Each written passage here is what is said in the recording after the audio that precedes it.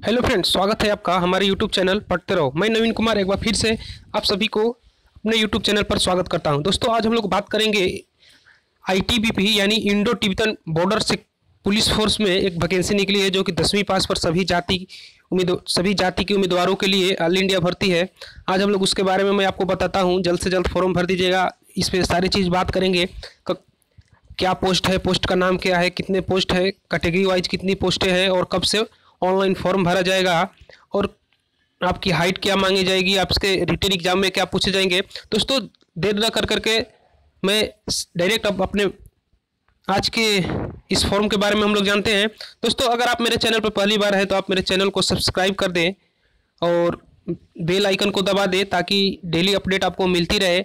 और इस वीडियो के ज़्यादा से ज़्यादा लाइक करें, शेयर करें, कमेंट करें जो भी डाउट हो।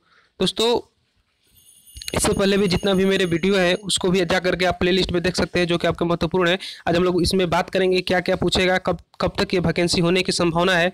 चलिए, तो दोस्तों, आप लोग देख रहे होंगे Indo Tibetan border police force जो कि होम मिनिस्ट्री में आता है, एक पैरामिलिट्री फोर्स है और गवर्नमेंट ऑफ इंडिया की जॉब है। यहाँ पर हम लोग बात करेंगे requirement for the post of constable यानी कांस्टेबल की वैकेंसी है।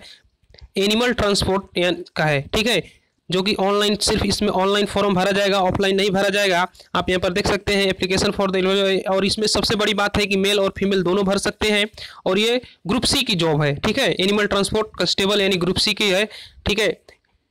और चलिए आगे और हम लोग देखते हैं। दोस्तों, बात करते हैं कि ये फॉर्म कब तक भरा जाएगा। तो ये form will be open on the 15/10 यानी कल से, यानी कल 15 तारीख से फॉर्म को फिल करने का फिल किया जाएगा और इसका लास्ट डेट होगा, आगे हम लोग देखेंगे, 13/11 तक होगा, ठीक है। 13/11/2018 तक इसकी लास्ट डेट होगी। चलिए आगे हम लोग देखते हैं। आप लोग समझ ही गए कि कल, यानी कल से फॉर्म भरा जाएगा, सोमवार से 15 तारीख को, ठीक है। चलिए आगे देखते हैं, जॉब प्रोफाइल देखते हैं। जॉब प्रोफाइल में क्या है, जॉब प्रोफाइल यहाँ पर देख रहे हैं तो लिख रहा है कि the selected candidate will be serve in the ITB force in the animal transport cadre they will handle transport और other animal of the force, यानी आपको एनिमल्स के बारे में ही, फोर्स जैसे कि हर प्रकार के एनिमल होते हैं हर एक फोर्स में, जैसे घोड़े होते हैं, ऊँट होते हैं और भी होते हैं, डॉग्स होते हैं, तो उसमें आपको सर्व करना है। They all be also be taken will be other duty, यदि आपको अगर रिक्वायर्ड पड़ता है तो और अदर ड्यूटी भी आपसे करवाई जाएगी। चलिए यहाँ पर हम लोग देख लेते हैं, पे स्केल की बात करते हैं। 3 लेवल की पे स्केल है, तो इसमें पे स्केल जब बात करते हैं तो 21,700 लेकर के 69,100 तक है, यानी 7th पे कमीशन के हिसाब से। और अदर अलाउंस भी है, जैसे कि आप लोग जानते हैं कि अदर अलाउंस के बारे में देखते हैं तो आपको यहाँ पर दी जाएगी रेशियो मोनी मैंने, यानी अलाउंस दिया जाएगा, जैसी एरिया होगी उसके हिसाब से आपको अलाउंस दिया जाएगा।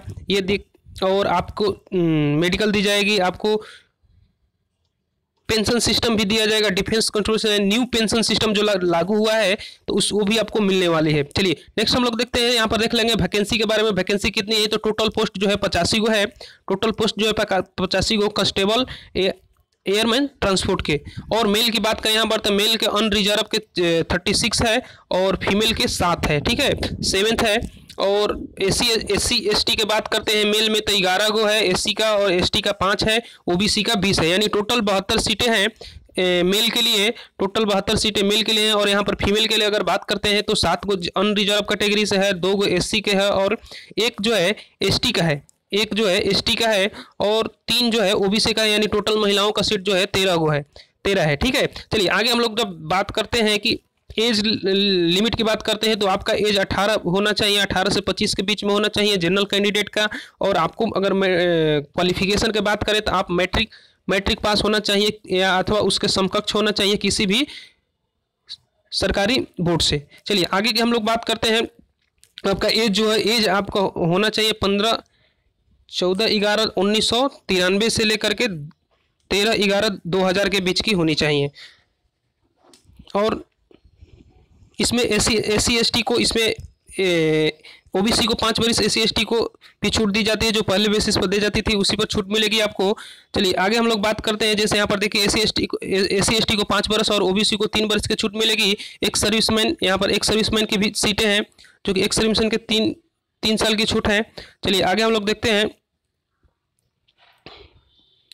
आगे हम लोग बात करेंगे यहाँ पर देख सकते हैं फिजिकल स्टैंडर्ड के बारे में बात करें, यानी पीएसटी आपकी क्या होने वाली है। तो पीएसटी में आपका जनरल मेल की हाइट 170 होनी चाहिए और जनरल फीमेल की हाइट 157 होनी चाहिए और चेस्ट आपका 80 से 85 होनी चाहिए मेल के लिए। इसमें महिलाओं को एक्सपेक्टेड यानी छूट दी गई है। अगर बात करते हैं गोरखा या किसी पहाड़ी एरिया से पहाड़ी क्षेत्र का, तो हाइट होनी चाहिए 165 और फीमेल का हाइट होनी चाहिए 155 होनी चाहिए। चलिए एसी एसटी की बात करते हैं। एसी या एसटी के यहाँ पर जो सॉरी एससी का नहीं एसटी का, यानी तो एससी का होना चाहिए 162.5 हाइट और महिलाओं को होना चाहिए 150 होना चाहिए और चेस्ट जो होना चाहिए पुरुषों को 76 से लेकर 81 होनी चाहिए। चलिए आगे हम लोग देखते हैं। आपको मेडिकल के वेट जो वेट की बात करते हैं, तो वेट जो होती है, वेट आपका उसी के हिसाब से होता है, यानी आपके जो हाइट होती है हाइट के हिसाब से होता है। वेट जो होती है हाइट के हिसाब से नापा जाता है। ये रहा वेट का, यानी जैसे उसे उसके रेशियो से हाइट लिया जाता है, वेट लिया जाता है। चलिए आगे हम लोग देखते हैं। यहाँ पर मेडिकल के बारे में हम लोग थोड़ा सा बात कर लेते हैं। मेडिकल के बारे में बात करने से मैं बता दूं, आपकी आंख जो होनी चाहिए बेटर यानी अच्छी आंख होनी चाहिए 9/6 की और रॉन्ग होनी चाहिए 9/7 की, और आपकी बेटर आई जो होनी 6/6 होनी चाहिए विजुअलिटी, और रॉन्ग हो सकता है 6/9 तक चलेगा, उससे ज़्यादा नहीं चलेगा। चलिए कलर विजन की बात करते हैं। CP 3 है जो कि आपको कलर विजन नहीं होना चाहिए। Visually character any key of not the permitted to the any glass, यानी कोई भी चश्मा चश्मा को आपको चश्मा लगा करके परमिशन नहीं दिया जाएगा। और एक बात बताते हैं, जो विजिबिलिटी होती है वो आपको होने चाहिए, यानी जो पर्सन राइट हैंड से लिखता है उसकी राइट आंख वो जो होनी चाहिए 6/6 की होनी चाहिए, और जो लेफ्ट से लिखता है यानी लेफ्ट से जो काम करता है उसकी लेफ्ट होनी चाहिए 6/6। ये इसमें मेंशन किया गया है। चलिए आगे की बात करते हैं। तो कैंडिडेट हैव नॉट द नोकनी, यानी आपको नोकनी नहीं होना चाहिए, फ्लैट फुट नहीं होते हैं, वेरिकोज वेन नहीं होना चाहिए। वेरिकोज वेन का मतलब है कि जो वेन होती है, नसें होती हैं, सिकुड़ जाती है, एक जगह बिटरा जाते हैं, वो नहीं होनी चाहिए।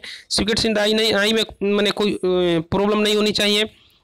ठीक है, यहाँ पर बात करते हैं must be good mental and body health and the fee of the any physical defect likely in further, यानी यहाँ पर बात कर रहा है कि आपको कोई भी मेंटल रोग नहीं, डिजीज नहीं होनी चाहिए और आपकी हेल्थ जो होनी चाहिए अच्छी होनी चाहिए। टैटू बहुत लड़कों को होता है, टैटू के बारे में टैटू के बारे में भी यहाँ पर डिक्लेयर कर दिया है कि टैटू क्या होता है। टैटू यानी टैटू में कंटेंट देखिए, कंटेंट में क्या बोल रहा है कि बीइंग ए सेकुलर कंट्री, यानी हम जो बीइंग हमारा एक धर्मनिरपेक्ष राष्ट्र है, तो बी रिलीजियस और the countrymen are to be respected and thus, यानी इसका मतलब कहने का मतलब है कि हम लोग एक धर्मनिरपेक्ष राज्य से हैं, तो बहुत से धर्म इसमें अपने रिलीजियस को लेकर यानी गॉड भगवान को लेकर के आप लोग टैटू कितने लोग टैटू बनवा लेते हैं अपने बॉडी पर, तो उसके ध्यान में रखते हुए भी भारत सरकार ने यह किया है कि नहीं टैटू भी चलेगा, लेकिन उसके भी एरिया अलाउंस किया गया कि टैटू कहाँ चलेगा, क्योंकि हम लोग धर्मनिरपेक्ष है तो सभी लोग अपने धर्म के हिसाब से टैटू जरूर करवाते हैं, लगवाते हैं, तो इसलिए उसको भी ध्यान में रखते हुए उसके मेंशन किया गया है कि टैटू आप कैसा होना चाहिए। लोकेशन की बात करते हैं तो लोकेशन में आपको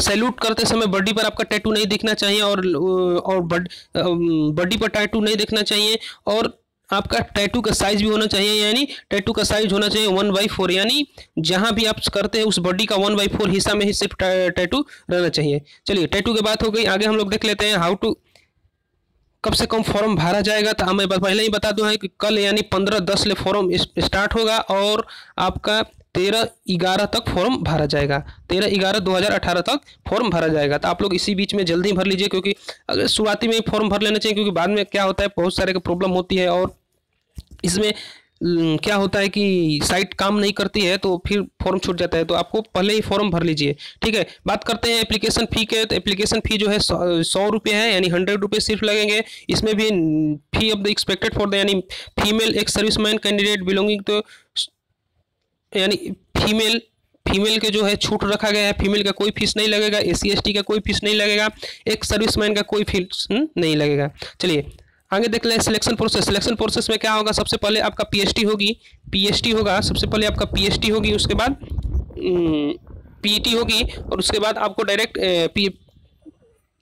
डायरेक्ट एग्जाम होगा। तो PET के बारे में हम लोग बता देते हैं। तो PET में जो होगा मेल के लिए ये 1600 मीटर का रेस होगी, जो कि आपको कंप्लीट करना होगा 7.5 मिनट में। ठीक है, 7.5 मिनट में आपको कंप्लीट करनी होगी। यहाँ पर देख सकते हैं लॉन्ग जंप जो है, लॉन्ग जंप आपको 13 फीट फनना है, 3 गो चांस दिया जाएगा और हाई जंप फानना है 3.5 फीट यानी 3 चांस में फाना जाएगा।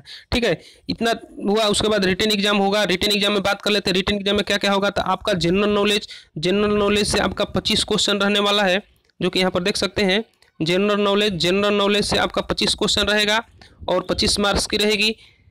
जनरल इम्यूनिटी मैथमेटिक 25 नंबर की होगी, 25 क्वेश्चन रहेगा और दोनों लैंग्वेज में होगा, हिंदी और इंग्लिश दोनों लैंग्वेज में होगा। और रीजनिंग 25 क्वेश्चन 25 मार्क्स की होगी, हिंदी या इंग्लिश। ठीक है, हिंदी या इंग्लिश 25 क्वेश्चन होंगे, 25 मार्क्स के होंगे और टोटल 100 मार्क्स का क्वेश्चन, टोटल 100 मार्क्स का होगा और 100 क्वेश्चन रहेंगे। ठीक है, और आपको समय दिया जाएगा 2 घंटा। चलिए इतना तक बात करते हैं। और इसमें आपको पासिंग मार्क है SC/ST के लिए 33% और जनरल के लिए 35% लाना अनिवार्य है। और यहाँ पर आपको बोला जा रहा है कि merit list will be contact of the general category wise merit list तैयार की जाएगी मेडिकल के लिए। ठीक है, चलिए यहाँ तक हम लोग बात करते हैं। बाकी मैं इसका जो लिंक है डिस्क्रिप्शन में मैं दे दूंगा, वहाँ से जा करके आप ये एडवर्टाइजमेंट डाउनलोड कर सकते हैं। यहाँ पर आप लोग देख सकते हैं। वीडियो को रोक करके धीरे धीरे पूरा आप लोग पढ़ लीजिएगा, क्योंकि मैं लंबा वीडियो बनाना नहीं चाहता हूँ। ठीक है, यहाँ पर लंबा वीडियो मैं बनाना नहीं चाहता हूं। दोस्तों अगर आप मेरे चैनल पर पहली बार आए हैं तो मैं आपसे गुजारिश करूंगा कि मेरे चैनल को सब्सक्राइब करें और बेल आइकन को दबा लें, ताकि आपको डेली अपडेट मिलती रहे। जैसा भी मैं फोरम या जो भी आपके लिए महत्वपूर्ण वीडियो लाऊं तो आपको तुरंत पहुंच जाए। ठीक है, तो आप मेरे चैनल को सब्सक्राइब कर लें। दोस्तों मैं आपसे गुजारिश करूँगा, एक क्विट कंटेस्ट चल रहा है, बेबी क्विट कंटेस्ट चल रहा है, जिसमें अभिषेक उपाध्याय ने भाग लिया है। तो आपसे मैं विनती करूंगा कि इनको ज़्यादा से ज़्यादा जा करके वोट करें। और इस कैसे वोट करना है मैं ये भी बता देता हूं। तो इसका लिंक जो वोट करने का मैं डिस्क्रिप्शन में लिंक दे दिया हूं, वहां पर जा करके आप वहां से डायरेक्ट वोट कर सकते हैं। और मैं बता दूं आपको कैसे वोट करना है। जैसे ही आप लिंक खोलेंगे तो ऐसा एक फेस आएगा। आपको स्क्रॉल करके नीचे जाएंगे और जहां पर ऐसा लिखा रहेगा वहीं पर जाकर टाइप टू वोट, वहां पर जाकर के आपको वोट कर देना है। और दोस्तों आप इसको हर 30 मिनट पर वोट कर सकते हैं, यानी एक दिन में आप एक व्यक्ति 48 वोट कर सकता है, 48 वोट कर सकता है। तो दोस्तों आप ज़्यादा से ज़्यादा इनको वोट करें, सपोर्ट करें। देख रहे हैं कितना क्विट बेबी है, तो आप जाकर के वहाँ से वोट करें और इनको जिताएँ। चलिए आज के लिए इतना ही। बहुत बहुत धन्यवाद।